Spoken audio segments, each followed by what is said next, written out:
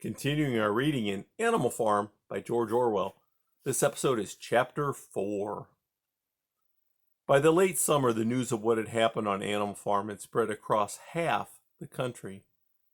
Every day, Snowball and Napoleon sent out flights of pigeons whose instructions were to mingle with the animals on neighboring farms, tell them the story of the rebellion, and teach them the tune of Beasts of England. Most of this time, Mr. Jones had spent sitting in the tap room of the Red Lion at Wilmington, complaining to anyone who would listen of the monstrous injustice he had suffered in being turned out of his property by a pack of good-for-nothing animals. The other farmers sympathized in principle, but they did not at first give him much help. At heart, each of them was secretly wondering whether he could not somehow turn Jones's misfortune to his own advantage. It was lucky that the owners of the two farms which had joined Animal Farm were on permanently bad terms. One of them, which was named Foxwood, was a large, neglected, old-fashioned farm, much overgrown by woodland, with all its pastures worn out and its hedges in disgraceful condition. Its owner, Mr. Plinkington, was an easygoing gentleman farmer who spent much of his time in fishing or hunting according to the season. The other farm, which was called Pinchfield, was smaller and better kept. Its owner was Mr. Frederick, a tough, shrewd man, perpetually involved in lawsuits and with a name for driving hard bargains. These two disliked each other so much that it was difficult for them to come to any agreement, even in defense of their own interests. Nevertheless, they were both thoroughly frightened by the rebellion on Animal Farm, and very anxious to prevent their own animals from learning too much about it. At first, they pretended to laugh, to scorn the idea of animals managing a farm for themselves. The whole thing would have been over in a fortnight, they said. They put it about that the animals on the Manor Farm, they insisted on calling it the Manor Farm. They would not tolerate the name Animal Farm. Were perpetually fighting among themselves and were also rapidly starving to death. When time passed and the animals had evidently not starved to death, Frederick and Plinkington changed their tunes and began to talk of the terrible wickedness that now flourished on Animal Farm. It was given out that the animals there practiced cannibalism, tortured one another with red-hot horseshoes, and had their females in common. This was what came of rebelling against the laws of nature, Frederick and Plinkington said. However, these stories were never fully believed. Rumors of a wonderful farm where the human beings had been turned out and the animals managed their own affairs continued to circulate in vague and distorted forms. And throughout that year, a wave of rebelliousness ran through the countryside. Bulls, which had always been tractable, suddenly turned savage. Sheep broke down hedges and devoured the clover. Cows kicked the pail over. Hunters refused their fences and shot their riders on to the other side. Above all, the tune and even the words of Beasts of England were known everywhere. It had spread with astonishing speed. The human beings could not contain their rage when they heard this song, though they pretended to think it merely ridiculous.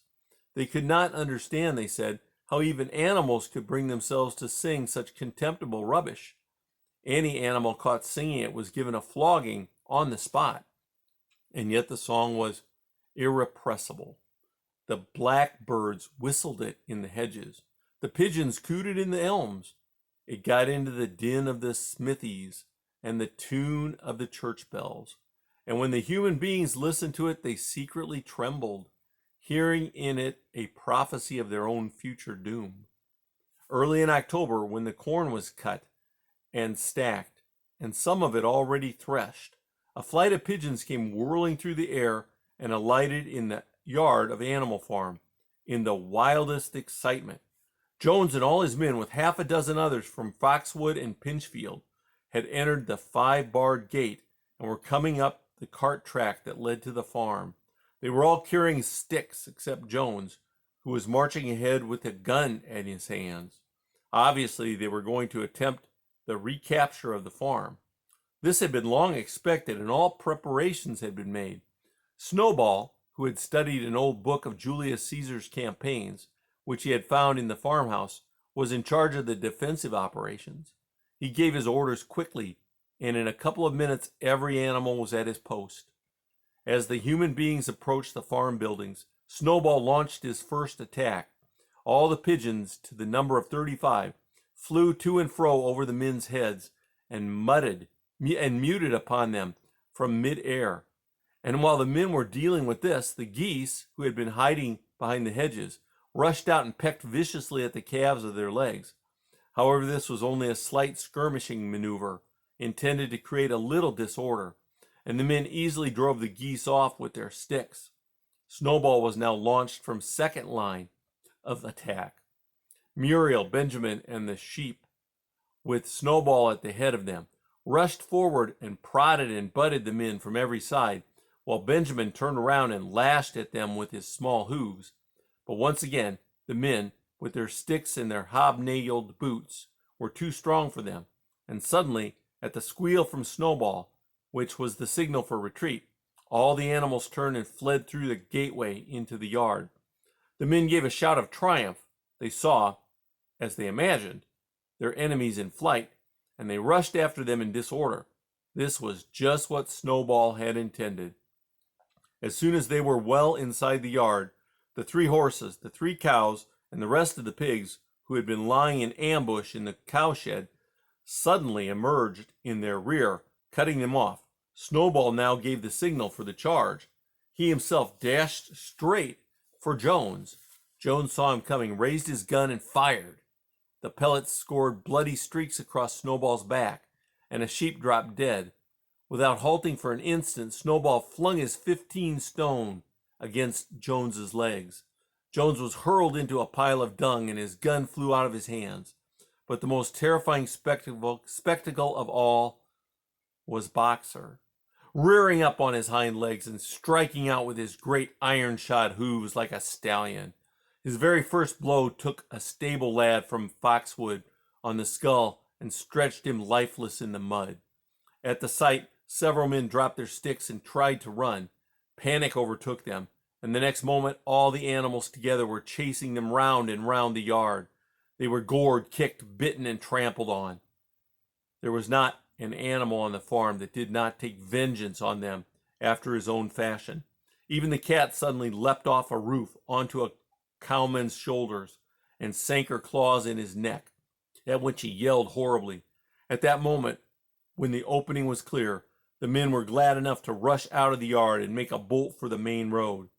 And so, within 5 minutes of their invasion, they were in ignominious retreat by the same way they had come, with a flock of geese hissing after them and pecking at their calves all the way.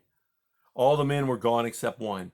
Back in the yard, Boxer was pawing with his hoof at the stable lad who lay face down in the mud, trying to turn him over.